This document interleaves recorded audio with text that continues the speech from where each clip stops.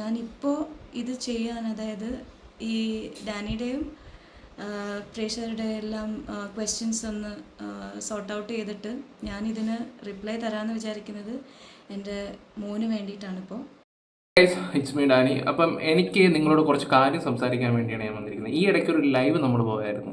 ആ സമയത്ത് നമ്മുടെ സിബിൻ്റെ ഫോട്ടോ ഇട്ടിട്ടാണ് ലൈവിൽ വന്നത്. ഈ ലൈവിൽ വന്ന സമയത്ത് ഒരു ചിഞ്ചു എന്നും പറഞ്ഞ ഒരാൾ കമൻറ്റ് ഇട്ടു, അതായത് സിബിൻ്റെ വൈഫാണെന്നും പറഞ്ഞു. നമുക്ക് അങ്ങോട്ട് വിശ്വസിക്കാൻ പറ്റില്ല ആദ്യം. അപ്പോൾ കമൻറ്റിലുള്ളവരെല്ലാവരും ലൈവല്ലേ, കുറേ കളിയാക്കി സംസാരിക്കുകയൊക്കെ ചെയ്തു.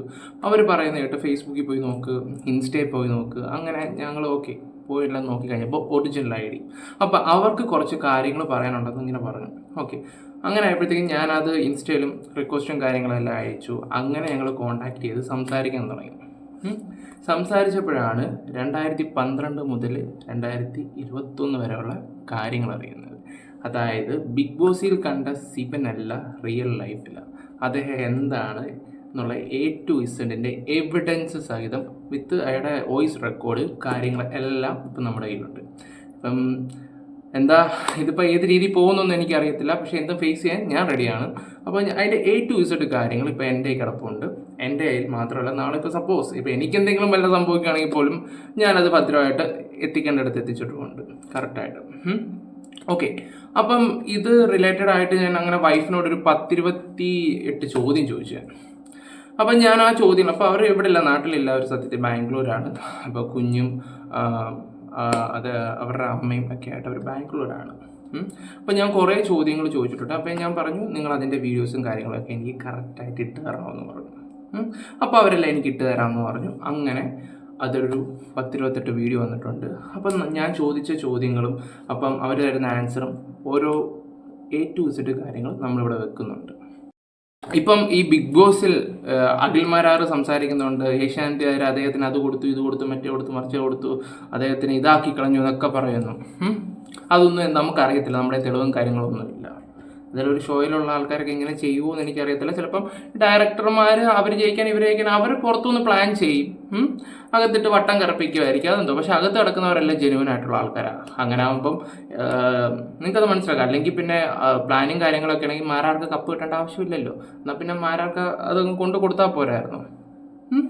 മീൻസ് ആ കിട്ടിയ പൈസ വേണമെങ്കിൽ അദ്ദേഹത്തിന് അത്രയ്ക്ക് അർഹതയില്ലാത്തതാണെങ്കിൽ തിരിച്ചു കൊടുക്കാമല്ലോ. അതല്ലേ വേണ്ടത്, അന്തസ്സുള്ളവർ വേണ്ടത്.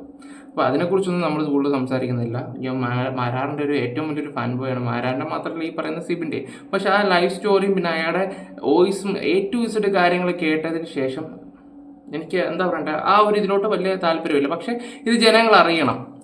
ഇപ്പം നിങ്ങൾ പൊഴുത്തിക്കൊണ്ട് നടക്കുമ്പോഴും അയാൾ എന്താണ്, അയാളുടെ ഉള്ളിലിരിപ്പ് എന്താണെന്ന് നിങ്ങൾ ശരിക്കും അറിയണം. അതുകൊണ്ടാണ് നമ്മൾ ഈ വീഡിയോ ചെയ്യുന്നത്. അപ്പം നമ്മൾ അതിൻ്റെ ഒരു പാർട്ട് 1 പാർട്ട് 2 ആയിട്ട് വേണമെങ്കിൽ ഇടാം. കാരണം വെച്ചാൽ അതുപോലുണ്ട് സംഭവം. കുറച്ച് ക്വസ്റ്റ്യൻസ് അവരോട് ചോദിച്ചിട്ടുണ്ട്, അതിൻ്റെ ആൻസർ അവർ അയച്ചു തന്നിട്ടുണ്ട്. നമുക്കത് കുറച്ചായിട്ട് ഞാൻ വെച്ച് തരാം അതിനകത്ത്. അപ്പം ഇതിൻ്റെ ഒരു ഫസ്റ്റ് ഒരു പാർട്ടായിട്ട് മാത്രമേ ഞാൻ വെക്കുന്നുള്ളൂ, കാരണം അല്ലെങ്കിൽ ഇത് 2-3 മണിക്കൂറിലൊന്നും നിൽക്കില്ല. അതുകൊണ്ടാണ്.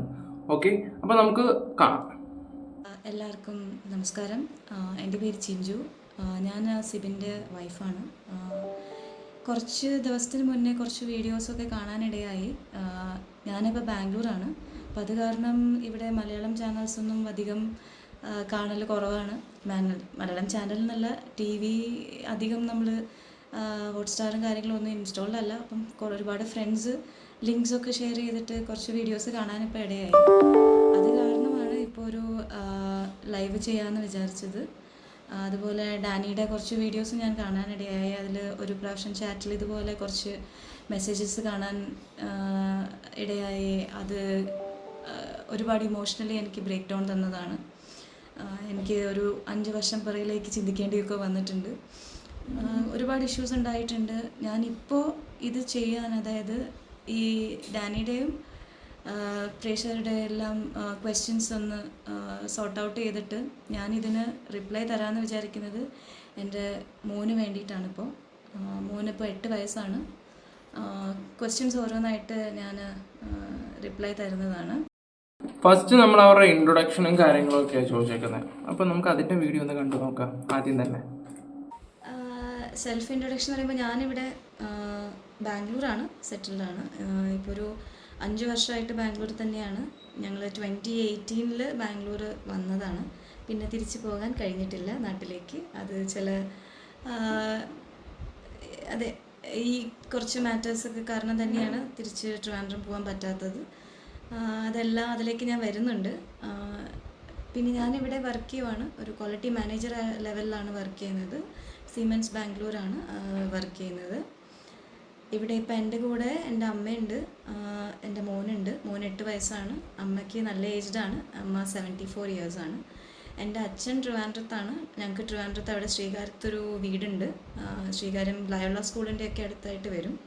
അപ്പം ഞങ്ങളുടെ കല്യാണമൊക്കെ കഴിഞ്ഞിട്ട് അവിടെ തന്നെയായിരുന്നു. കല്യാണത്തിന് മുന്നേയും ഒരു പക്ഷേ പറയുവാണെങ്കിൽ ഞങ്ങൾ അവിടെ ആയിരുന്നു എന്ന് പറയാം. 2013 അവിടെ ശ്രീകാര്യത്ത് വീട് വാങ്ങിയതാണ്. അപ്പോൾ അതിനുശേഷം അവിടെ തന്നെയായിരുന്നു. ഇതാണ് എന്നെക്കുറിച്ച് പറയാനുള്ളത്. ഞാൻ ചെറിയ രീതിയിലൊക്കെ റീൽസൊക്കെ ചെയ്യാറുണ്ട്. യൂട്യൂബ് ഒരു ചാനലൊക്കെ ഇപ്പോൾ സ്റ്റാർട്ട് ചെയ്തിട്ടുണ്ട്. മോസ്റ്റ്ലി ഡാൻസും സിംഗിങ്ങുമാണ്. അതെ, അത് തന്നെയാണ് എന്നെക്കുറിച്ച് പറയാനുള്ളത്. വലുതായിട്ട് പറയാനൊന്നുമില്ല, ഞാൻ സെലിബ്രിറ്റി ഒന്നുമല്ല. നിങ്ങൾ ഇത് കേട്ടല്ലോ. അപ്പോൾ നമുക്ക് അടുത്ത ക്വസ്റ്റ്യൻ ചോദിച്ചെന്ന് പറഞ്ഞാൽ, ചേച്ചി ഇപ്പോഴത്തെ റിലേഷൻഷിപ്പ് സ്റ്റേറ്റസിനെ കുറിച്ച് ഞാൻ ചേച്ചിയോട് ചോദിച്ചായിരുന്നു. അപ്പോൾ അതിൻ്റെ മറുപടി നിങ്ങളൊന്ന് കണ്ടു നോക്കുക. എൻ്റെ ഇപ്പോഴത്തെ റിലേഷൻഷിപ്പ് സ്റ്റേറ്റസ് പറഞ്ഞാൽ ഗോയിങ് ടു ഗെറ്റ് ഡിവേഴ്സ്ഡ് എന്ന് പറയാം. ഞങ്ങൾ 2014 രജിസ്റ്റർ മാരേജ് ചെയ്തതാണ്, ഞാനും സിബിനും. 2015 ചർച്ച് വെഡ്ഡിങ് ആയിരുന്നു. 2016 കുഞ്ഞ് ജനിക്കുന്നത്. അത് കഴിഞ്ഞ് 2018 ബാംഗ്ലൂർക്ക് വന്നു. അതിനുശേഷം ഇവിടെ നിന്ന് ട്രിവാൻഡ്രം ഇടയ്ക്ക് പോകാറുണ്ട്, കേസിൻ്റെ കാര്യത്തിന് വേണ്ടി മാത്രം.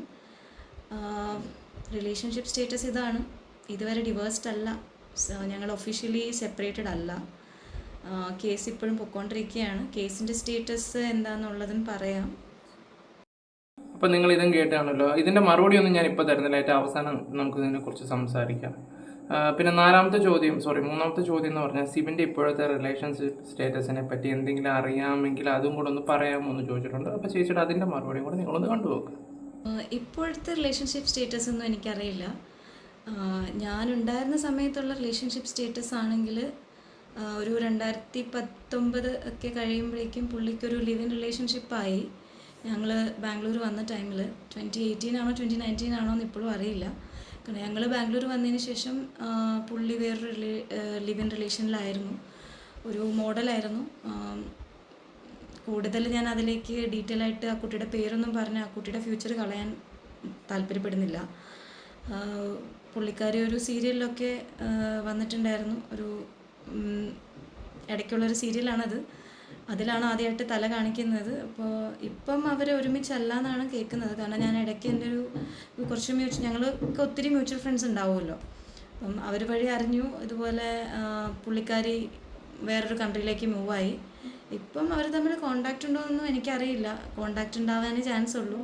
പിന്നെ ഞാൻ ഇടയ്ക്ക് ഒരു പ്രാവശ്യം കേസിൻ്റെ ഒരു കാര്യത്തിന് വേണ്ടിയിട്ട് ഇതുപോലെ പുള്ളിക്കാരിക്ക് ടെക്സ്റ്റ് ചെയ്തു, ഇൻസ്റ്റാഗ്രാമിൽ വഴി ടെക്സ്റ്റ് ചെയ്തു. കാരണം എനിക്ക് അറിയണമല്ലോ, ഒരു ലേഡിയുടെ പേര് നമ്മളിതിലേക്ക് എടുത്തിടുമ്പം അതിൽ എത്രത്തോളം സത്യാവസ്ഥയുണ്ട്, അതല്ല അവരിത് അറിഞ്ഞിട്ടാണോ അവരെ അതിൽ കുഴിയിലേക്ക് ചാടിച്ചതാണോ, പുള്ളി പറയണ കള്ളങ്ങൾ കേട്ടിട്ട് വിശ്വസിച്ച് കൂടെ വന്നതാണോ എന്നൊന്നും എനിക്കറിയില്ല. അപ്പോൾ അത് കാരണം അതൊന്ന് ക്ലാരിഫൈ ചെയ്യണമെന്നുണ്ടായിരുന്നു.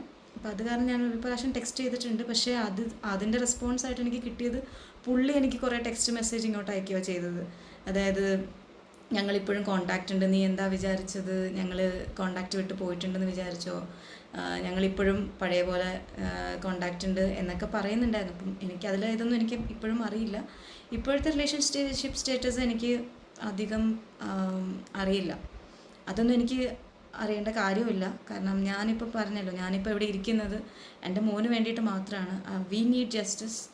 ഞങ്ങൾ ഒരു 5 വർഷമായിട്ട് സഹിച്ചുകൊണ്ടിരിക്കുകയാണ്. ഡിവോഴ്സ് തരുന്നില്ല, അതിങ്ങനെ ഡിലേ ആക്കി. പക്ഷെ പറയുന്നവരോടൊക്കെ പറയുന്നത് ഞാനായിട്ടാണ് ഡിവോഴ്സ് ഡിലേ ആക്കുന്നത്. ഒരിക്കലും അല്ല. ഞാൻ ട്രിവാൻഡ്രത്ത് പോകുന്നുണ്ട്, കേസ് അറ്റൻഡ് ചെയ്യുന്നുണ്ട്, ഹിയറിങ്ങിനൊക്കെ ഞാൻ പോകുന്നുണ്ട്. പുള്ളി ഇത് ഒരു പ്രാവശ്യം മാത്രമാണ് വന്നിട്ടുള്ളതെന്ന് എനിക്കറിയാം. അപ്പം നെക്സ്റ്റ് ക്വസ്റ്റ്യൻ, ചേച്ചി സിബിനെ ആദ്യമായി എങ്ങനെയാണ് പരിചയപ്പെടുന്നത്? അപ്പം ചേച്ചിയുടെ മറുപടി കേൾക്കാം. ആദ്യമായിട്ട് പരിചയപ്പെടുന്നത് എനിക്ക് തോന്നുന്നു ഒരു ഫെബ്രുവരി 2012 ടൈമിലാണ്. ഞാനപ്പോൾ മാർ ബസേലിയസ്, അതായത് ട്രിവാൻഡ്രത്ത് നാലാഞ്ചിറ മാർ ബസേലിയസ് കോളേജ് ഓഫ് എഞ്ചിനീയറിങ്ങിന് ബിടെക് ഇൻ IT പഠിക്കുവാണ് അവിടെ. അപ്പോൾ അവിടെ ഞങ്ങൾക്ക് ഞാൻ 2012 പാസ് ഔട്ടാണ്. അപ്പോൾ അവിടെ ഞങ്ങൾക്ക് ക്രോസ് റോഡ്സ് എന്ന് പറഞ്ഞൊരു പരിപാടിയുണ്ട്. അതായത് ഇവൻ്റാണ് കോളേജ്, നമുക്ക് കോളേജ് ഫെസ്റ്റ് ഉണ്ടല്ലോ, അപ്പം അതുപോലൊരു ഇവൻ്റാണ് ക്രോസ് റോഡ്സ്. അപ്പോൾ അതിനു വേണ്ടി ഞാനും കുറച്ച് ചെറുതായിട്ടൊക്കെ ഡാൻസ് ചെയ്യുന്ന ആളാണ്. അപ്പം ഞങ്ങൾക്ക് ടീമിന് ഒരാൾ കൊറിയോഗ്രാഫിക്ക് വേണമായിരുന്നു. അപ്പം ഞാൻ എൻ്റെ സിബിനെ ആദ്യമായിട്ട് പരിചയപ്പെടുന്നത് എൻ്റെ കസിൻ ബ്രദർ വഴിയാണ്. അവനും ഇതുപോലെ ഡാൻസൊക്കെ ചെയ്യും, കൊറിയോഗ്രാഫി ചെയ്യില്ലെങ്കിലും ഡാൻസ് ചെയ്യാറുണ്ട്. അപ്പം അങ്ങനെ ഇരിക്കുമ്പോൾ കൊറിയോഗ്രാഫറെ വേണമെന്ന് പറഞ്ഞ് പുള്ളിക്കാരനോട് പറഞ്ഞിട്ട് പുള്ളിക്കാരനാണ് സിബിനെ കോണ്ടാക്ട് തരുന്നത്. അപ്പോൾ എനിക്ക് ഐ റിമെമ്പർ ഇൻട്രൊഡ്യൂസ് ചെയ്ത് തരുന്ന സമയത്ത് ഇതുപോലെ ഇങ്ങനെ ഹാൻഡ് ഷേക്കിംഗ് ഉണ്ടായിരുന്നു. അപ്പം ആ സമയത്ത് പറയുന്നുണ്ടായിരുന്നു, ഇതാണ് ഞാൻ സിബിനാണ്, കൊറിയോഗ്രാഫി ചെയ്യുന്നുണ്ട്, ഇതുപോലെ ടെക്നോ പാർക്ക് ബേസ് കമ്പനീസിനൊക്കെ കൊറിയോഗ്രാഫി ചെയ്യുന്നത് ഞാനാണ്. അങ്ങനെയൊക്കെ ഒരുവിധം എൻ്റെ ചില ഫ്രണ്ട്സിനൊക്കെ സിബിനെ അറിയാമായിരുന്നു. അപ്പോൾ അന്നാണ് ഫസ്റ്റ് മീറ്റ് കോളേജിൽ വെച്ച് തന്നെ. ഞങ്ങളുടെ ആ ഒരു ഫംഗ്ഷൻ എന്ന് പറയുന്നത് ഇവരുടെ ബി ബോയ്സ് എന്ന് പറഞ്ഞിട്ടൊരു ടീം ഉണ്ടായിരുന്നു. ഇവരുടെ തന്നെ സറീനൻസ് ഡാൻസ് കമ്പനിയിലെ ചേട്ടന്മാർ വന്ന് കൊറിയോഗ്രാഫി ചെയ്തിട്ട് ഇവരുടെ വേറൊരു ടീം ഞങ്ങളുടെ കോളേജിൽ തന്നെയാണ് ചെയ്യുന്നത്. അപ്പോൾ അവരെയും പഠിപ്പിക്കുന്നത് സിബിനെ പോലെ തന്നെ വേറെ ചേട്ടന്മാരും തന്നെയാണ് വന്ന് പഠിപ്പിക്കുന്നത്. അപ്പം ഓൾറെഡി അവരുടെ പ്രാക്ടീസസ് അവിടെ പോകുന്നുണ്ട്. അപ്പം പുള്ളിക്കാരനെയും ഇൻട്രൊഡ്യൂസ് ചെയ്ത് തന്നപ്പം ഒരു സെക്കൻഡ് ഗ്രൂപ്പ് എന്നുള്ള രീതിയിൽ ഞങ്ങൾ ട്രൈ ചെയ്തതാണ്. അപ്പം പക്ഷെ അന്ന് എന്തോ ഞങ്ങൾക്ക് ഇവരുടെ ആ ഒരു പേയ്മെൻറ്റിനോട് ഞങ്ങൾക്ക് ഒത്തുപോകാൻ പറ്റിയില്ല. കാരണം അന്ന് പുള്ളി ചാർജ് ചെയ്തത് 25K എങ്ങാണ്ടാണ്. അപ്പം അത് ഞങ്ങൾക്ക്, കാരണം ഇതൊരു കോമ്പറ്റീഷൻ ഇവൻ്റ് ആയിരുന്നില്ല, ഞങ്ങളുടെ ജസ്റ്റ് ഒരു ഗ്യാപ്പ് ഫില്ലറായിരുന്നു. അപ്പോൾ അതിന് എത്ര എമൗണ്ട് കൊടുക്കേണ്ട കാര്യമില്ലാന്ന് തോന്നിയിട്ട് അത് പ്രവീൺ, അതായത് എൻ്റെ കസിൻ ബ്രദർ തന്നെ പറഞ്ഞു, ഓക്കെ എങ്കിൽ ഞാൻ കൊറിയോ ചെയ്യാം, നമുക്ക് അങ്ങനെ ചെറിയ രീതിയിൽ പോവാം എന്നുള്ള രീതിയിൽ. പിന്നെ പക്ഷേ ഫൈനൽ ഇയർ ആണ്, 2012 ഫൈനൽ ഇയർ, ഞങ്ങൾ ഫ്രണ്ട്സിൻ്റെ കൂടെ തന്നെ നിൽക്കാന്നുള്ള രീതിയിൽ ആ ഒരു എന്താ പറയുക ഐഡിയ ഞങ്ങളത് ഡ്രോപ്പ് ഔട്ട് ചെയ്തു. അങ്ങനെ അത് നടന്നില്ല, കൊറിയോഗ്രാഫി ഒന്നും നടന്നില്ല. പുള്ളിയായിട്ട് പിന്നീട് വർക്ക് ചെയ്യാനൊന്നും പറ്റിയിട്ടില്ല. പക്ഷെ അതാണ് ഞങ്ങളുടെ ആദ്യത്തെ മീറ്റ് എന്ന് പറയുന്നത്. അപ്പോൾ ഞങ്ങൾ മെയ് 2012 ഒക്ടോബർ 2012 ടൈമിൽ ഞാൻ തിരിച്ച് ബാംഗ്ലൂർക്ക് വരുന്നുണ്ടായിരുന്നു. കാരണം ഞാൻ പാസ് ഔട്ടായി ട്രിവാൻഡ്രത്തുനിന്ന്. പിന്നെ നേരെ എൻ്റെ ചേച്ചി ബാംഗ്ലൂരാണ്. അപ്പം അവിടെ ഒരു കോഴ്സ് ചെയ്യാമെന്ന് പറഞ്ഞ് അങ്ങനെ ബാംഗ്ലൂർക്ക് വന്നു. കാരണം എൻ്റെ ബിടെക് കഴിഞ്ഞു. അപ്പോൾ അത് കഴിഞ്ഞൊരു കോഴ്സ് ചെയ്യുന്നത് നല്ലതാണ്, ഒരു ആഡഡ് അഡ്വാൻറ്റേജ് ആണ് ഒരു ജോലിക്കൊക്കെ വേണ്ടിയിട്ട് നമ്മൾ ശ്രമിക്കുമ്പോൾ. അപ്പോൾ അതിന് വേണ്ടി സോഫ്റ്റ്വെയർ ടെസ്റ്റിങ്ങിൻ്റെ ഒരു കോഴ്സിന് വേണ്ടിയിട്ട് ബാംഗ്ലൂർ വന്നു തിരികെ. അവിടെ ഒരു എനിക്ക് തോന്നുന്നു കുറച്ച് മാസം ആ ഒരു ടെസ്റ്റിംഗ് കോഴ്സ് ഞാൻ ചെയ്തു. അതൊരു മാനുവൽ ടെസ്റ്റിംഗ് ഓട്ടോമേഷൻ്റെ ഒക്കെ ആയിരുന്നു ഇവിടെ ബാംഗ്ലൂർ കുന്തനഹള്ളി എന്ന് പറഞ്ഞിട്ട്. അപ്പോൾ ഞാൻ പോയി വരുമായിരുന്നു വീട്ടിൽ നിന്ന്. പിന്നെ അത് ഒക്ടോബറിലാണ് ഞാൻ ജോയിൻ ചെയ്യുന്നത്. പിന്നെ എനിക്ക് തോന്നുന്നു 9th October, I still remember. കാരണം എൻ്റെ ഇമെയിൽ ID ഇപ്പോഴും അത് തന്നെയാണ്, chinju09102012@gmail.com. അതങ്ങനെ വെക്കാൻ കാരണം എന്ന് പറഞ്ഞു കഴിഞ്ഞാൽ പുള്ളീനെ അന്ന് ആണ് ആദ്യമായിട്ട് പരിചയപ്പെടുന്നത്. അതും നമ്മുടെ ഫേസ്ബുക്ക് വഴി, അതിൽ കൂടെ ഫ്രണ്ട്സായി. പിന്നെ എനിക്ക് തോന്നുന്നു പുള്ളി തന്നെയാണ് ഇങ്ങോട്ട് കോൺവെർസേഷൻ സ്റ്റാർട്ട് ചെയ്തത്. പക്ഷേ കേസിലൊക്കെ പുള്ളി എഴുതി വെച്ചേക്കുന്നത് ഫേക്കാണ്. ഞാൻ മനഃപൂർവ്വം പുള്ളീനെ ഒരു കോൺവെർസേഷനിലേക്ക് ഡ്രാഗിൻ ചെയ്തിട്ട് സിമ്പതി കിട്ടാൻ വേണ്ടി ഞാൻ എൻ്റെ എന്തോ പേഴ്സണൽ മാറ്റേഴ്സൊക്കെ പറഞ്ഞ് പുള്ളീനെ ഡ്രാമയിലാക്കി അങ്ങനെ കളിപ്പിച്ചു എന്നൊക്കെയാണ് ഇപ്പോൾ എൻ്റെ കേസിൻ്റെ, അതായത് ഡിവോഴ്സ് കേസ് പുള്ളി ഫയൽ ചെയ്തപ്പോൾ എഴുതി വെച്ചേക്കുന്നത്. ഒരുപാട് ഫേക്ക് അലിഗേഷൻസ് അതിൽ എഴുതിയിട്ടുണ്ട്. അതൊക്കെ വായിച്ചിട്ട് ഒരു ഡിപ്രഷൻ ഫേസിലൂടെ ഞാൻ പോയതാണ്. ഇപ്പം ഞാൻ ഓൾറൈറ്റ് ആണ്. പക്ഷെ ഞാൻ പറഞ്ഞ പോലെ ഞാനിപ്പോൾ ഇതൊക്കെ പറയുന്നതിൻ്റെ റീസൺ എനിക്ക് ജസ്റ്റിസ് വേണം, എൻ്റെ കുട്ടിക്ക് കുറച്ച് ഇഷ്യൂസ് ഉണ്ട്. അപ്പോൾ അതിന് വേണ്ടിയിട്ടാണ് ഞാനിപ്പോൾ ഇവിടെ ഇരിക്കുന്നത്. പലർക്കും അറിയാത്ത ഒരുപാട് കാര്യങ്ങളുണ്ട് പുള്ളിയെ പറ്റിയിട്ട്. അപ്പോൾ ഞാൻ പറഞ്ഞത് എന്താണ്, 9th ഒക്ടോബർ 2012 ഞങ്ങൾ ഫേസ്ബുക്ക് വഴി ഫ്രണ്ട്സ് ആവുന്നത്. എനിക്ക് തോന്നുന്നു നിങ്ങൾക്ക് അതൊക്കെ ഫേസ്ബുക്കിലൊക്കെ ചെക്ക് ചെയ്യാനുള്ള സംവിധാനം ഉണ്ട് ഇപ്പോൾ. എന്തായാലും എന്തോ ആക്ടിവിറ്റി, എൻ്റെ പ്രൊഫൈൽ ഓൾഡ് പ്രൊഫൈൽ തന്നെയാണ്. പുള്ളീനെ പോലെ ഞാൻ പുതിയ പ്രൊഫൈൽ എടുത്തിട്ട് ബാക്കി ലൈഫ് ഇവൻറ്റ്സൊക്കെ ഡിലീറ്റ് ആക്കി വേറൊരു പ്രൊഫൈൽ ക്രിയേറ്റ് ചെയ്തിട്ടില്ല ഇതുവരെ. എൻ്റെ പ്രൊഫൈലിൽ ഉള്ള ഒരുപാട് ഈ കാര്യങ്ങൾ അതിലിപ്പോഴും ഉണ്ട്. നിങ്ങൾക്ക് ഇപ്പം ഇതിൽ എന്തെങ്കിലും ജെനുവിനിറ്റി ചെക്ക് ചെയ്യണമെന്നുണ്ടെങ്കിൽ അതും ചെയ്യാവുന്നതാണ്.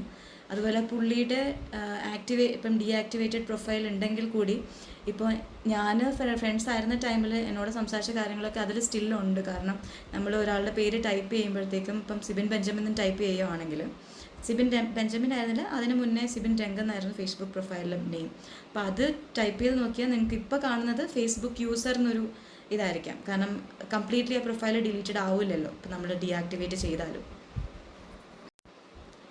അപ്പോൾ ഫേസ്ബുക്ക് വഴി പരിചയപ്പെടുന്നു. അപ്പം നിങ്ങൾക്ക് അറിയാമായിരിക്കുമല്ലോ, ഒരു ഫ്രണ്ട്ഷിപ്പ് സ്റ്റാർട്ട് ചെയ്യുമ്പം എപ്പോഴും നമ്മൾ നമ്മുടെ ഡേ ടു ഡേ ആക്ടിവിറ്റീസ് ആ ഒരു വ്യക്തി നമുക്ക് കംഫർട്ടബിൾ ആണെങ്കിൽ നമ്മൾ ഡെഫിനറ്റായിട്ടും ആ വ്യക്തിയോട് നമ്മുടെ ഡേ ടു ഡേ ആക്ടിവിറ്റീസ് സംസാരിച്ച് തുടങ്ങും. അവരും അതുപോലെ തന്നെയായിരിക്കും ഇങ്ങോട്ട്. ഓക്കെ, രാവിലെ ബ്രേക്ക്ഫാസ്റ്റ് കഴിച്ചത് തൊട്ട് ഈവനിങ് സ്നാക്സ് കഴിച്ചു, രാത്രി എന്താ ഡിന്നർ, അങ്ങനെ ഇഷ്ടംപോലെ ലൈക്ക് നമ്മൾ നല്ലൊരു ഫ്രണ്ടായിട്ട് നമ്മൾ കൺസിഡർ ചെയ്ത് നമ്മുടെ എനിക്ക് തോന്നുന്നു ലൈഫിലെ പല ഇമ്പോർട്ടൻറ്റ് മാറ്റേഴ്സ് നമ്മൾ അങ്ങനെ ഒരു വ്യക്തിയോട് ഷെയർ ചെയ്യാൻ തുടങ്ങും. അപ്പം അതുപോലെ നല്ലൊരു ഫ്രണ്ടായിട്ട് സ്റ്റാർട്ട് ചെയ്തതാണ്. അങ്ങനെ എന്താ ഡെയിലി ആക്ടിവിറ്റീസ് എന്തൊക്കെയാണെന്നുള്ളത് ഷെയർ ചെയ്യാൻ തുടങ്ങി. പിന്നെ പുള്ളിയുടെ ഷോസ് ഇപ്പം അന്ന് എനിക്ക് തോന്നുന്നു ഡാൻസറായിരുന്നു പുള്ളി, സെറീനസ് ഡാൻസ് അക്കാഡമിയിലെ ഡാൻസറായിരുന്നു. പിന്നെ ഇടയ്ക്കൊക്കെ DJ ചെയ്യുന്നുണ്ടായിരുന്നു, അതും കറക്റ്റാണ്. പിന്നെ ഞാനും ഇതുപോലെ എൻ്റെ കോഴ്സിനെ പറ്റിയൊക്കെ സംസാരിക്കും പുള്ളിയോട്. അപ്പോൾ ഞങ്ങൾ നല്ലൊരു ആ ഒരു ബോണ്ട് അപ്പം ക്രിയേറ്റഡായി.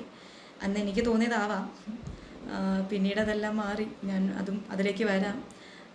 ആദ്യത്തെ ദിവസം തൊട്ട് തന്നെ പുള്ളി ഇങ്ങനെ എനിക്ക് തോന്നിയതാണ്. കാരണം പുള്ളി കേസിൻ്റെ ഇതിൽ എഴുതി വെച്ചേക്കുന്നത് ഞാൻ എന്തോ ഇമോഷണൽ സപ്പോർട്ട് കിട്ടാൻ വേണ്ടി പുള്ളിയോട് എൻ്റെ കാര്യങ്ങൾ പറഞ്ഞു. അങ്ങനെയൊന്നും അല്ല ആക്ച്വലി. പുള്ളിയുടെ എനിക്ക് തോന്നുന്നു നിങ്ങൾക്ക് അറിയാമായിരിക്കും, പുള്ളി വളർന്നു വന്ന സാഹചര്യം കോസ്റ്റൽ ഏരിയയിൽ നിന്നാണ് വരുന്നത്. അപ്പം അവിടെ ദുരനുഭവമായിട്ട് ഒരുപാട് കാര്യങ്ങൾ പുള്ളി എക്സ്പീരിയൻസ് ചെയ്തിട്ടുണ്ട്. അപ്പോൾ അതിനെപ്പറ്റിയൊക്കെ പറഞ്ഞിട്ടുണ്ട്. ഇതുപോലെ വീട്ടിലങ്ങനെയാണ് ഇങ്ങനെയാണ്. ഞാനതൊന്നും പറയാൻ ആഗ്രഹിക്കുന്നില്ല, കാരണം അതൊക്കെ ഒരാളുടെ പേഴ്സണൽ സ്പേസ് തന്നെയാണ്.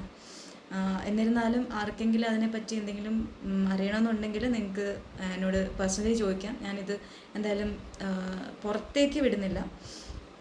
ഇങ്ങനെ ഫാമിലിയിൽ നിന്ന് കുറച്ച് ഇഷ്യൂസ് പുള്ളിക്ക് ഫേസ് ചെയ്യേണ്ടി വന്നിട്ടുണ്ട്. അത് കാരണം ലൈഫിൽ കുറച്ച് പ്രശ്നങ്ങളും വിഷമങ്ങളും ഒക്കെ ഉണ്ടെന്നൊക്കെ പറഞ്ഞ് അങ്ങനെ ഒരു ഇമോഷണൽ സപ്പോർട്ട് എന്നുള്ള രീതിയിൽ എന്നോട് ഇങ്ങനെ കാര്യങ്ങളൊക്കെ പറയുമായിരുന്നു. അപ്പോൾ അന്ന് ഞാനും ഇങ്ങനെ കൺവിൻസ് ചെയ്യുന്നുണ്ട്, സാരമില്ല, അല്ല അതൊക്കെ പോട്ടെ, നമുക്ക് ഇനിയുള്ള ലൈഫ് എന്താണെന്ന് വെച്ചാൽ നോക്കാം, നന്നായിട്ട് ഷോസ് ചെയ്യൂ, സേവിങ്സ് ഉണ്ടാക്കൂ. പിന്നെ പുള്ളിക്ക് കടങ്ങളൊക്കെ ഉണ്ടായിരുന്നു, വീട്ടുകാരുടെ തന്നെ എന്തൊക്കെയോ കടങ്ങളൊക്കെ ഉണ്ടായിരുന്നു എന്നൊക്കെ പറഞ്ഞിട്ടുണ്ട്. അതപ്പോൾ തന്നെ ആ സമയത്ത് തന്നെ ഞങ്ങൾ സംസാരിക്കുമ്പോൾ. അപ്പം പിന്നെ കുറേ കാര്യങ്ങളുണ്ട്, പക്ഷെ എനിക്ക് അതൊന്നും പറയാൻ താല്പര്യമില്ല. കാരണം അത് അങ്ങനെ പറഞ്ഞു കഴിഞ്ഞാൽ ഞാനൊരു ഫാമിലീനെ കൂടി മോശമായിട്ട് പറയുന്ന പോലെ ഇരിക്കും. പിന്നെ അത് വരുന്ന സാഹചര്യം ആണെങ്കിൽ എനിക്ക് ചിലപ്പം പറയേണ്ടി വന്നെന്നും ഇരിക്കും. ഞാൻ അടുത്ത ക്വസ്റ്റ്യൻസിലേക്ക് നോക്കട്ടെ. അപ്പോൾ പിന്നെ നെക്സ്റ്റ് ക്വസ്റ്റ്യൻ, അതായത് ഫേസ്ബുക്ക് റിലേറ്റഡ് ആയിട്ടൊരു സംഭവം ഉണ്ടായിരുന്നു. ഏതോ ഒരു ഫേസ്ബുക്ക് പോസ്റ്റ് വലിയ ഇഷ്യൂ ആയെന്ന് പറഞ്ഞില്ലായിരുന്നു, അതിനെപ്പറ്റി ജസ്റ്റ് ഒന്ന് പറയാമെന്ന് ഞാൻ ചോദിച്ചിട്ടുണ്ടായിരുന്നു. ഇത് ഞാൻ തന്നെ ഈ ക്വസ്റ്റ്യൻസ് കുത്തിയിരുന്ന് തയ്യാറാക്കിയതാണ്. അത് അവരുടെ ലൈഫ് സ്റ്റോറി അത് മൊത്തം ഞാൻ ഡോക്യുമെൻ്ററി മൊത്തം ഇരുന്ന് വായിച്ച് അങ്ങനെ ഒരു 10-28 നമ്മൾ തയ്യാറാക്കിയതാണ്. അപ്പോൾ അതിൻ്റെ നിങ്ങളൊന്ന് കണ്ടു നോക്കും. ഓക്കെ, 2 പ്രാവശ്യം FBയിൽ ഇട്ട പോസ്റ്റ് ഇഷ്യൂ ആയിട്ടുണ്ട്. ഒന്ന് എനിക്ക് തോന്നുന്നു ഞങ്ങൾ അതെനിക്ക് കറക്റ്റ് ഓർത്തെടുക്കാൻ കഴിയില്ല, ഏത് ഇയറാണെന്ന് അറിയില്ല. എനിക്ക് തോന്നുന്നു ഞാനിട്ട ഏതോ ഒരു പോസ്റ്റ്, എനിക്ക് ഫസ്റ്റ് ടൈം ഇഷ്യൂ ആയത് മാർച്ച് 2013 ആണെന്ന് തോന്നുന്നു. ഞങ്ങൾ സംസാരിച്ച് കഴിഞ്ഞ് അതെ മാർച്ചാണ്. അവിടെ ഞാനിട്ട ഏതോ ഒരു പോസ്റ്റ്, അതായത് ഒരു ഇമോഷണൽ ടച്ചിങ് ഒരു പോസ്റ്റായിരുന്നു. അപ്പം അത് ചെറിയ തോതിൽ റിലേറ്റീവ്സൊക്കെ ചോദിക്കാൻ തുടങ്ങി, എന്താണ് പ്രശ്നം, റിലേഷൻഷിപ്പിലാണോ, അങ്ങനെയൊക്കെ. അപ്പം അതിന് താഴെയും കുറേ കമൻസൊക്കെ ഉണ്ടായിരുന്നു. അപ്പം അങ്ങനെ ഇട്ടപ്പോൾ പുള്ളി വിചാരിച്ചത് ഞാൻ പുള്ളിനെ എന്താ പറയുക ലീവ് ചെയ്ത് പോവോ, പിന്നെ എനിക്ക് വേറെ ആലോചന വരുന്നുണ്ട്. അപ്പം അങ്ങനത്തെ കുറച്ച് കാര്യങ്ങളൊക്കെ ആ ടൈമിൽ ഉണ്ടായിട്ടുണ്ട്. അപ്പോൾ എപ്പോഴും നമുക്കറിയാമല്ലോ, ഒരാളുടെ അടുത്ത് നമ്മൾ സംസാരിക്കാൻ നമ്മളെല്ലാ കാര്യങ്ങളും, ഇപ്പോൾ വീട്ടിൽ നടക്കുന്ന എല്ലാ കാര്യങ്ങളും പറയാറുണ്ടാവും. അതായത് അയാൾ നമുക്ക് കംഫർട്ടബിളാണ് അല്ലെങ്കിൽ അയാൾ നല്ലൊരാളാണെന്ന് തോന്നിക്കഴിഞ്ഞ് കഴിഞ്ഞാൽ നമ്മൾ ഒരു പക്ഷേ നമ്മുടെ വിഷമങ്ങളും കാര്യങ്ങളൊക്കെ പറയും. അതുപോലെ വീട്ടിൽ നടക്കുന്ന കാര്യങ്ങൾ, ഇപ്പം എനിക്കിപ്പം വീട്ടിൽ വേറെ അലയൻസ് നോക്കുകയാണെങ്കിൽ നമ്മൾ ഡെഫിനറ്റായിട്ടും നമ്മൾ ആ ഒരു ഫ്രണ്ടിനോട് നമ്മൾ പറയുമല്ലോ. അതുപോലെ പറഞ്ഞതാണ്. അപ്പം പുള്ളി എപ്പോഴും ഒരു പ്രാവശ്യം അതുപോലെ ഏപ്രിലിൽ മാർച്ചിലാണ് ഞാൻ ഈ പോസ്റ്റ് ഇടുന്നത്. പിന്നെ എപ്പോഴും ഒരു പ്രാവശ്യം ഞാൻ പുള്ളിയോട് ചോദിച്ചു, എൻ്റെ കാര്യത്തിൽ എന്തിനാണ് ഇത്രയും എന്താ ഇമ്പോർട്ടൻസ് തരുന്നത്, അല്ലെങ്കിൽ എൻ്റെ കാര്യത്തിൽ എന്തിനാണ് ഇത്ര കൺസേൺ കാണിക്കുന്നത് എന്നുള്ള രീതിയിൽ ചോദിച്ചപ്പോൾ എനിക്ക് തോന്നുന്നു ഏപ്രിലിൽ ഏതോ ഒരു ഡേറ്റിൽ എനിക്ക് ഒരു വലിയൊരു എക്സ്പ്ലനേഷൻ വെച്ചിട്ടൊരു മെസ്സേജ് അയച്ചിട്ടുണ്ടായിരുന്നു. അതായത് പുള്ളിക്ക് എന്നെ ഇഷ്ടമാണ്, കൺഫേസ് ചെയ്യുന്നുണ്ടായിരുന്നു എനിക്ക് തന്നെ ഇഷ്ടമാണെന്നുള്ള രീതിയിൽ. അതിൻ്റെയൊക്കെ എനിക്ക് തോന്നുന്നു ഗേൾസിനൊരു ഫാൻറ്റസിയാണ് എപ്പോഴും ഇങ്ങനത്തെ മെസ്സേജസും കാര്യങ്ങളൊക്കെ നമുക്ക് ഇഷ്ടമുള്ള ഒരാൾ അയക്കുമ്പോൾ നമ്മളത് സ്ക്രീൻഷോട്ട് ചെയ്തൊക്കെ വെക്കുന്നത്. എനിക്ക് തോന്നുന്നു പല ഗേൾസും അത് ചെയ്യാറുണ്ട്. അതുപോലെ ഞാനും ചെയ്തിട്ടുണ്ട്. ഞാനതൊക്കെ എടുത്ത് സ്ക്രീൻഷോട്ട് അതൊക്കെ എൻ്റെ കയ്യിൽ ഇപ്പോഴും ഉണ്ട്. പക്ഷെ അത് ഇപ്പോൾ ഞാനത് സൂക്ഷിക്കുന്നുണ്ടെങ്കിൽ അതെൻ്റെ കേസിൻ്റെ ഇതിന് വേണ്ടിയിട്ട് മാത്രമാണ്. കാരണം പുള്ളി കുറേ ഫേക്ക് അലിഗേഷൻസ്, എനിക്കൊരു 45 പാരഗ്രാഫോളം ആണ് ആ ഫേക്ക് അലിഗേഷൻസ് വെച്ചിട്ടുള്ള കേസ് പെറ്റീഷൻ, അതായത് ഡിവോഴ്സ് പെറ്റീഷൻ എനിക്ക് ഫയൽ ചെയ്തേക്കുന്നത്. അതുകൊണ്ട് കുറേ എവിഡൻസ് എൻ്റെ കയ്യിലുണ്ട് പുള്ളി പറഞ്ഞതെല്ലാം കള്ളമാണെന്ന് പ്രൂവ് ചെയ്യാനായിട്ട്. പിന്നെ നമ്മൾ അടുത്ത് ചോദിച്ചെന്ന് പറഞ്ഞാൽ ചേച്ചിയുടെയും സിബിൻ്റെ ഇപ്പോഴത്തെ ഡിവോഴ്സ് കേസിനെ പറ്റി അതിൻ്റെ പുതിയതായിട്ടുള്ള അപ്ഡേറ്റ് ആണ് ചേച്ചിയുടെ ചോദിച്ചത്. അപ്പോൾ ചേച്ചി തന്ന മറുപടി ഒന്ന് കേട്ട് നോക്കാം. ഓക്കെ, ഡിവോഴ്സ് കേസിൻ്റെ സ്റ്റേറ്റസ്, നിങ്ങൾക്ക് ഡിവോഴ്സിൻ്റെ പ്രോസസ്സ് എന്താണെന്നുള്ളത് എന്നെപ്പോലെ തന്നെ ഒത്തിരി പേർക്ക് അറിയുന്ന കാര്യമാണ്. ഒരുപാട് ടൈം എടുക്കും ഒരു ഡിവോഴ്സിന് പോയി കഴിഞ്ഞാൽ. എനിക്ക് 2021 പുള്ളി കേസ് ഫയൽ ചെയ്യുന്നത്. കേസ് ഫയൽ ചെയ്യുന്നതിൻ്റെ കാരണമെന്ന് ഞാൻ മനസ്സിലാക്കിയത്, അന്ന് പുള്ളിയുടെ കൂടെ അന്ന് ആ ലിവ് ഇൻ റിലേഷൻഷിപ്പിലുണ്ടായിരുന്ന കുട്ടി ഉണ്ടായിരുന്നു. അപ്പോൾ ആ കുട്ടീനെ റിമാരി ചെയ്യാൻ വേണ്ടിയിട്ട് എന്തോ ആണ് എനിക്ക് ഫേക്ക് അലിഗേഷൻസ് വെച്ചിട്ട് പെറ്റീഷൻ അയക്കുന്നത്. കാരണം അതിന് മുന്നേ 2021 തന്നെ ആണെന്ന് തോന്നുന്നു, അതോ 2020 എനിക്കൊരു മ്യൂച്വൽ കൺസെൻറ്റ് ഫയൽ ചെയ്തായിരുന്നു പുള്ളി. ഫയൽ ചെയ്തില്ല, പക്ഷേ മ്യൂച്വൽ കൺസെൻറ്റിൻ്റെ ഡ്രാഫ്റ്റ് എനിക്ക് വാട്സാപ്പിൽ സെൻഡ് ചെയ്ത് തന്നു. അതായത് ഇതുപോലെ നമ്മളെന്തായാലും പൊരുത്തപ്പെട്ട് പോകണില്ലല്ലോ. പക്ഷേ ആ മ്യൂച്വൽ കൺസെൻറ്റിൽ പുള്ളി പറഞ്ഞതും അതിലെഴുതിയിട്ടുള്ളതും വളരെ കറക്റ്റ് കാര്യമാണ്, ഞങ്ങളുടെ ലൈഫിൽ നടന്ന കാര്യമാണ്. പുള്ളി ഞങ്ങൾ ഗ്യാരണ്ടേഴ്സായിട്ട് നിന്നിട്ട് പുള്ളി ഒരു ലോൺ എടുത്തിട്ടുണ്ടായിരുന്നു. അപ്പോൾ അത് മാരേജിന് വേണ്ടിയിട്ടും അതല്ലാണ്ടേത് പുള്ളിക്കൊരു കാറ് വേണമായിരുന്നു. അപ്പം മോൻ ഉണ്ടായതിന് ശേഷം എമർജൻസിക്കൊക്കെ കാറിൽ പോകണമെന്ന് പറഞ്ഞ് ഞങ്ങൾ അത് എഗ്രി ചെയ്തു. ഓക്കെ, അങ്ങനെയാണെങ്കിൽ എടുത്തോട്ടെ എന്നുള്ള രീതിയിൽ ഞങ്ങൾ കാറ് വാങ്ങാനായിട്ട് ഞാനും എൻ്റെ അമ്മയും ഗ്യാരണ്ടറായിട്ട് നിന്നിട്ട് ഞങ്ങളുടെ ഹൗസ് ഡോക്യുമെൻ്റ് പണയം വെച്ചിട്ടുണ്ടായിരുന്നു. ഇപ്പം ഫേക്ക് അലിഗേഷൻസിൽ പുള്ളി അതെല്ലാം മാറ്റിയാണ് എഴുതി വെച്ചേക്കുന്നത്. അപ്പം എന്തുകൊണ്ടാണ് അങ്ങനെ ഒരു ഫേക്കായിട്ട് അതിൽ അലിഗേഷൻസ് പുള്ളി ക്രിയേറ്റ് ചെയ്തതെന്ന് എനിക്കിപ്പോഴും അറിയില്ല. ഇപ്പം ഞാൻ പറഞ്ഞ പോലെ 2021 പുള്ളി റീമാരി ചെയ്യാൻ വേണ്ടിയിട്ടാണ് എനിക്ക് അങ്ങനൊരു അലിഗേഷൻ വെച്ചിട്ട് ഡിവോഴ്സ് പെറ്റീഷൻ ഫയൽ ചെയ്തത്. അപ്പം അത് കഴിഞ്ഞിട്ട് ഒരുപാട് കേസ് ഇങ്ങനെ ഡിലേ ആവുന്നുണ്ടായിരുന്നു. അതിൻ്റെ ഒന്നും റീസൺ എനിക്കറിയില്ല. അതായത് ഞാൻ ഹിയറിംഗ് വെക്കുമ്പോഴൊക്കെ ഞാൻ അവിടെ പോയിട്ടുണ്ട്, അതെനിക്ക് നല്ല ഓർമ്മയുണ്ട്. ഞാനിവിടുന്ന് ബാംഗ്ലൂരിൽ നിന്ന് ട്രിവാൻഡ്രം വരെ വരുന്നത് ബസ്സിലാണ്. അപ്പോൾ ബസ് ചാർജസും കാര്യങ്ങളൊക്കെ എനിക്കും എന്താ പറയുക, ഇതുപോലെ ഹിയറിംഗ് മാറ്റി വെക്കും, അല്ലെങ്കിൽ ഹിയറിംഗ് നിന്ന് വരണ്ടെന്ന് പറയും. അപ്പോൾ ഇതെല്ലാം ഞാൻ ബുക്ക് ചെയ്തതിന് ശേഷമായിരിക്കും ചിലപ്പോൾ ഞാൻ അറിയുന്നത്. അപ്പോൾ എനിക്ക് അത് വലിയ എഫക്റ്റീവായിട്ട് തോന്നിയില്ല. ഈ ഹിയറിംഗ് ആയാലും ശരി, എൻ്റെ പെറ്റീഷൻ ഫയൽ ചെയ്തിട്ട് ഞങ്ങൾ മീഡിയേഷൻ ഉണ്ടായിരുന്നു, മീഡിയേഷന് പോയിരുന്നതും ഇതൊക്കെ ചെയ്തിട്ടും കേസ് വലുതായിട്ട് മുന്നോട്ട് പോകുന്നില്ല. ഒന്നുകിൽ ഞാൻ വരുമ്പോഴത്തേക്ക് പുള്ളി കാണില്ല, പുള്ളി വരുമ്പോഴത്തേക്ക് ഞാൻ ഉണ്ടാവില്ല. പുള്ളി പറയുന്നതെന്ന് വെച്ചാൽ ഞാൻ മനഃപൂർവ്വം ഡിലേ ആക്കുന്നതെന്നൊക്കെയാണ്. പക്ഷെ ഒരിക്കലും ഇല്ല, എനിക്കത് ഡിലേ ആക്കിയിട്ട് ഒന്നും കിട്ടാനില്ല. കാരണം എനിക്കിത് എത്രയും പെട്ടെന്ന് എൻ്റെ മോൻ്റെ ഫ്യൂച്ചർ നോക്കണമെന്നുണ്ട്. എനിക്കൊരു ലൈഫ് ഉണ്ടാവണമെങ്കിൽ ഡെഫിനറ്റായിട്ടും എനിക്കും ഇതിൽ നിന്ന് ഫ്രീ ആയാലേ എനിക്കും പറ്റുള്ളൂ. കാരണം 5 വർഷമായിട്ട് ഞാനിവിടെ സ്റ്റക്കാണ് എല്ലാ കാര്യങ്ങളും വെച്ചിട്ടും. കാരണം വർക്ക് റിലേറ്റഡ് ആണെങ്കിൽ ഒരുപാട് പ്രഷറുണ്ട്. അതുപോലെ മോൻ്റെ ഇഷ്യൂസ് ഞാൻ അതിലേക്ക് വരുന്നതാണ്. മോൻ്റെ ഇഷ്യൂസ് ഉണ്ട്. അതുപോലെ എൻ്റെ അമ്മയും എൻ്റെ അച്ഛനും മാത്രമാണ് ഇനി ഉള്ളത്. കാരണം അവർക്കും നല്ല ഏജ്ഡാണ്, 70 മേളിൽ പ്രായം അവർക്ക് തന്നെ ഉണ്ട്. എൻ്റെ അമ്മ ഡിപ്പെൻഡൻ്റ് ആണ്. ഞാൻ അവരുടെ കാര്യങ്ങളൊക്കെ നോക്കണം, എനിക്കും റെസ്പോൺസിബിലിറ്റീസ് ഉണ്ടല്ലോ.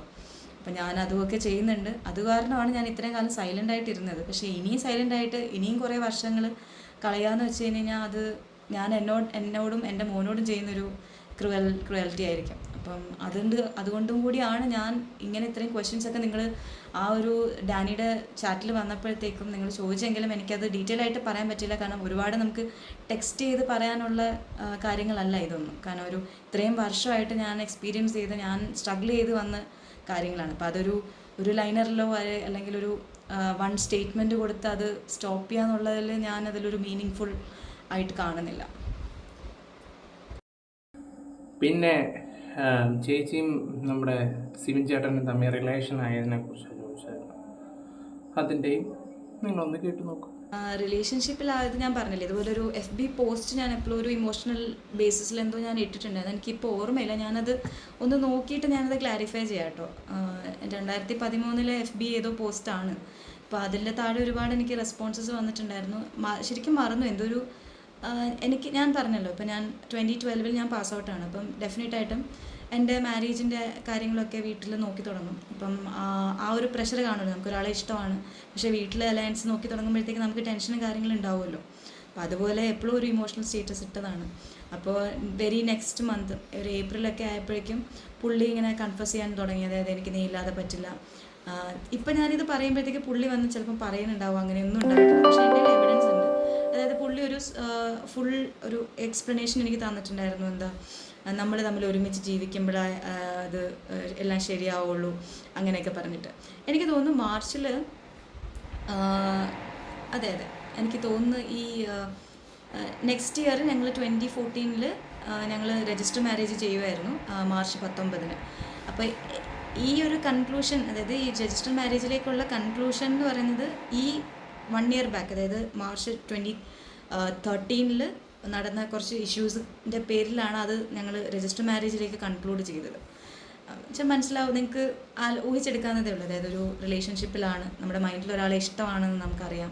വേറെ അലയൻസിലേക്ക് ഡെഫിനറ്റായിട്ട് ഇപ്പം പാരൻസ് ആയാലും ശരി, റിലേറ്റീവ്സ് ആയാലും ശരി, അവർ നമ്മളെ ഒന്ന് ഫോഴ്സ് ചെയ്യുമ്പോൾ നമുക്ക് അതിന് നോ പറയാനേ പറ്റുള്ളൂ. കാരണം ഒരാൾ മനസ്സിലുണ്ട്.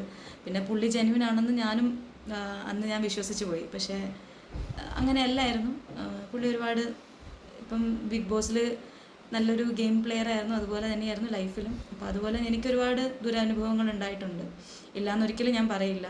ഞാനൊരു കാര്യം പറയുന്നത്, പുള്ളിക്ക് ടാലൻ്റ് ഉണ്ട്, ഇല്ലയെന്ന് ഞാൻ ഒരിക്കലും പറയില്ല. പക്ഷേ ആസ് ഇൻ എ ഫാമിലി പുള്ളി ഞങ്ങളോട് ചെയ്തതും എൻ്റെ മോനോടൊക്കെ ചെയ്തത് വെച്ചിട്ട് നോക്കുകയാണെങ്കിൽ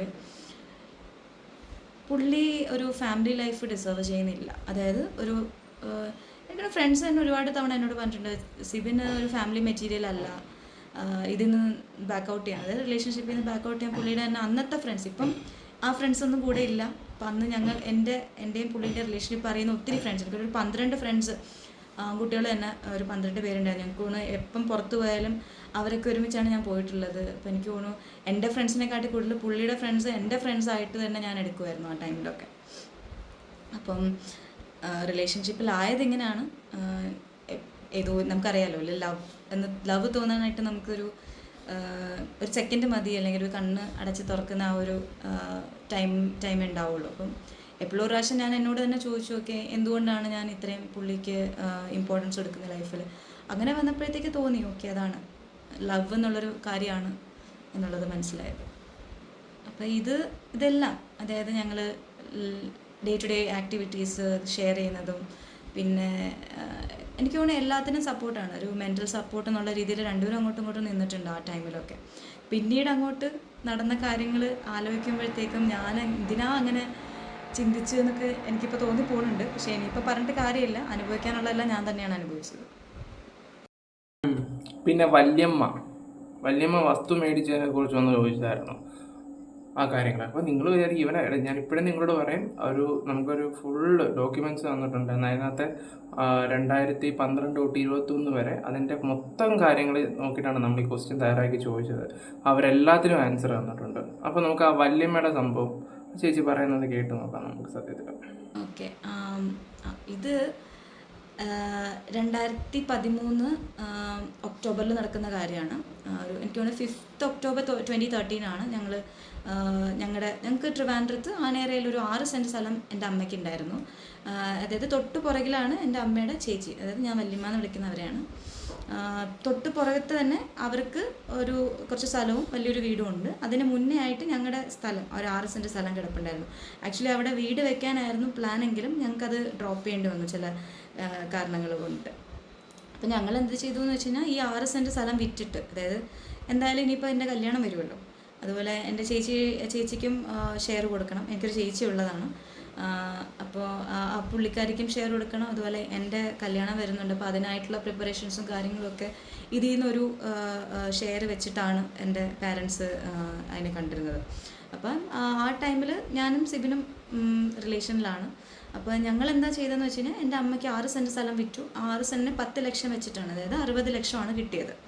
ഈ 60 ലക്ഷം കിട്ടിയതിന് കറക്റ്റ് പറയുകയാണെങ്കിൽ ഒരു 31 ലക്ഷത്തിനാണ് ഞങ്ങളൊരു ശ്രീകാര്യത്തെ വീടെടുക്കുന്നത്. അതിന് പുള്ളിയുടെ ഫ്രണ്ട്സും ഒക്കെ കൂടെ ഉണ്ട്. അതായത് ഇങ്ങനെ നമ്മൾ ഓരോ വീട് നോക്കാൻ പറ്റും. ഈ ഒരു എമൗണ്ട് കിട്ടിയിട്ട് പുതിയൊരു വീട് വാങ്ങാൻ വേണ്ടിയിട്ടാണ്. ഇപ്പം ചെറുവിക്കൽ, കഴക്കൂട്ടം, ആറ്റിങ്ങൽ, അവിടെ ഒരുപാട് സ്ഥലങ്ങളിൽ ഇതുപോലെ നമ്മൾ OLX തപ്പിയിട്ട് പുള്ളിയും പുള്ളിയുടെ ഫ്രണ്ട്സും ഒക്കെ ഞങ്ങളുടെ കൂടെ വന്നിട്ടുണ്ട്. എനിക്ക് തോന്നുന്നു അന്നുണ്ടായിരുന്ന, ഞാനിപ്പോഴും സ്പെസിഫിക് ആയിട്ട് എടുത്ത് പറയുന്ന ഒരു പേഴ്സൺ, എന്നെ ബ്രദർ ലൈക്ക് കൺസിഡർ ചെയ്തൊരു പുള്ളിയുണ്ട്, ഡെനി.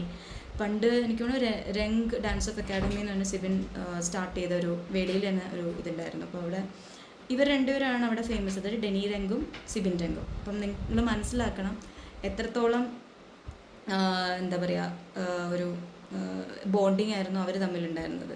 എങ്കിൽ ഈ പറയുന്ന ഫ്രണ്ട് ഇപ്പോൾ കൂടെ ഇല്ല എന്ന് പറഞ്ഞു കഴിഞ്ഞാൽ അവർ തമ്മിൽ ഇപ്പോൾ ഫ്രണ്ട്സ് അല്ല, ഇപ്പോൾ വളരെ വലിയൊരു എനിമിറ്റിയിലേക്ക് പോയിട്ടുണ്ടത്. അപ്പം ഈ പുള്ളി ആ ടൈമിൽ ഞങ്ങളുടെ കൂടെ തന്നെയായിരുന്നു, ഞങ്ങളുടെ എല്ലാ കാര്യങ്ങളിലും കൂടെ നിൽക്കുമായിരുന്നു. ഞങ്ങളുടെ കല്യാണം തന്നെ പുള്ളി എൻ്റെ ബ്രദർ എന്നുള്ള രീതിയിൽ നിന്ന് എല്ലാം ചെയ്യുന്നുണ്ടായിരുന്നു. അതായത് എല്ലാത്തിനും വേണ്ടി ഓടി നടന്ന് ചെയ്യുന്ന ഒരാളായിരുന്നു ഡെനി രംഗ് എന്ന് പറഞ്ഞിട്ട്. ഞാനിപ്പോഴും പേരെടുത്ത് പറയുന്നു, അവനതിൽ പ്രശ്നമില്ല ഞാൻ വിചാരിക്കുവാണ്. അപ്പം പുള്ളി വഴി ഒരു ബ്രോക്കർ വന്നിട്ടുണ്ടായിരുന്നു. അതൊരു ശ്രീകാര്യത്ത് നല്ലൊരു വീടുണ്ട് ചെറുവിക്കൽ, അത് ആക്കുളം പോണ റൂട്ടാണ്. ചെറുവിക്കലൊരു വീടുണ്ട്. അപ്പം നിങ്ങൾ നോക്കുന്നത് തന്നെ പുള്ളി, അതായത് ഡെനിയുടെ ഒരു ഫ്രണ്ട് ബ്രോക്കർ ചേട്ടൻ വന്നിട്ടുണ്ടായിരുന്നു. അപ്പം അങ്ങനെ അവർ വഴിയാണ് ഞങ്ങളുടെ ആ വീട് ഞങ്ങൾ മേടിക്കുന്നത്. അപ്പം എൻ്റെ അമ്മയുടെ 6 സെൻറ്റാണ് വിറ്റത്.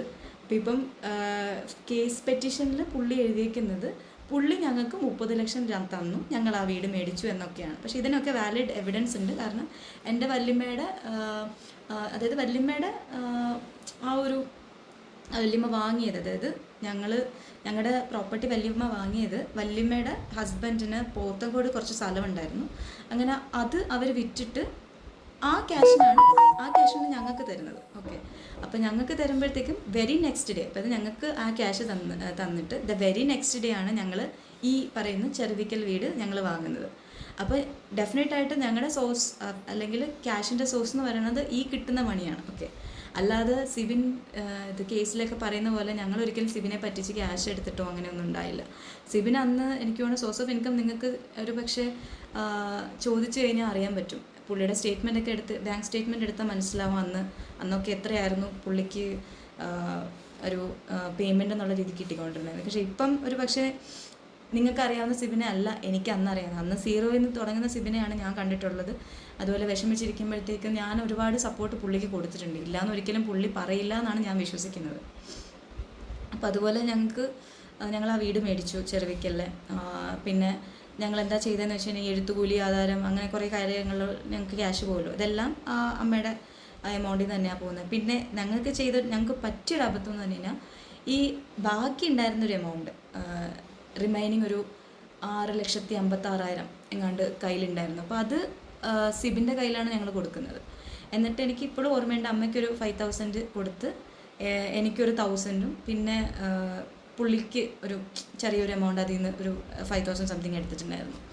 ബാക്കി ഫുൾ എമൗണ്ട് അതൊരു 5 ലക്ഷം അടുപ്പിച്ചിട്ട് എങ്ങാണ്ട് പെൻഡിങ് ഉള്ളത് മൊത്തം സിബിൻ്റെ കയ്യിൽ തന്നെയായിരുന്നു. എനിക്കിപ്പോഴും ഓർമ്മയുണ്ട്, ഒരു ചെറിയ ബാഗ് പുള്ളിയുടെ കയ്യിൽ തന്നെയായിരുന്നു. അത് ഇവരുടെ വീട്ടിൻ്റെ കട്ടിലിനടിയിൽ വെച്ചിട്ടുണ്ടെന്നൊക്കെ പറഞ്ഞിട്ടുണ്ടായിരുന്നു. അപ്പോഴും എൻ്റെ അടുത്ത് കളിയാക്കി കുറേ കാര്യങ്ങൾ പറഞ്ഞിട്ടുണ്ട്.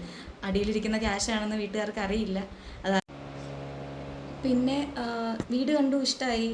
ഞങ്ങളത് ആധാരം എഴുതി 17-ാം തീയതിയാണ്, അതായത് October 17-നായിരുന്നു ഞങ്ങൾ ഹൗസ് വാമിങ് വെച്ചിട്ടുണ്ടായിരുന്നത്. അപ്പം ഹൗസ് വാമിങ് നടക്കുന്നു.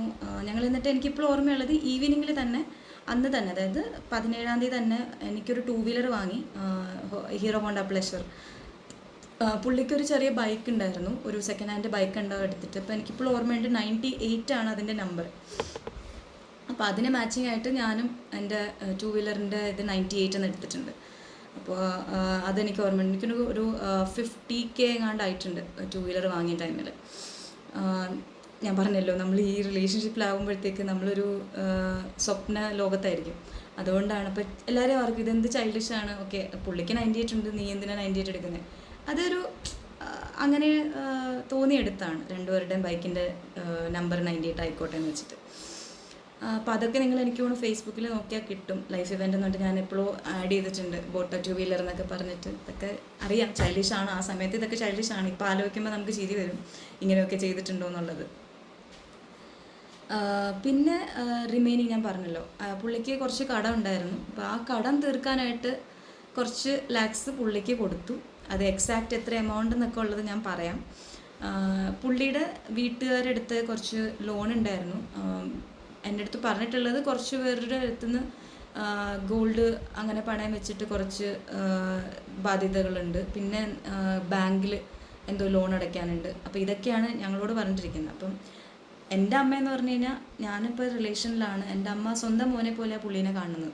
അപ്പം അമ്മ തന്നെ പറയുന്നതാണ്, ഓക്കെ എങ്കിൽ നമുക്ക് പുള്ളി പറഞ്ഞതല്ലേ, നമുക്ക് എങ്കിൽ ഹെൽപ്പ് ചെയ്യാമെന്നുള്ള രീതിയിൽ ക്യാഷ് കൊടുത്തിട്ടുണ്ട്. കല്യാണത്തിന് മുന്നേ, കല്യാണം ഡിസൈഡ് ചെയ്യുന്നതിന് മുന്നേ തന്നെ ക്യാഷ് കൊടുത്തതാണ് ഇവരുടെ ലോണ് ക്ലോസ് ചെയ്യാൻ വേണ്ടിയിട്ട്. അങ്ങനെ ബാങ്കിൽ എത്ര രൂപ ഇവർ അടച്ചിട്ടുണ്ട് ഞങ്ങൾ കൊടുത്തത് വെച്ചിട്ട്.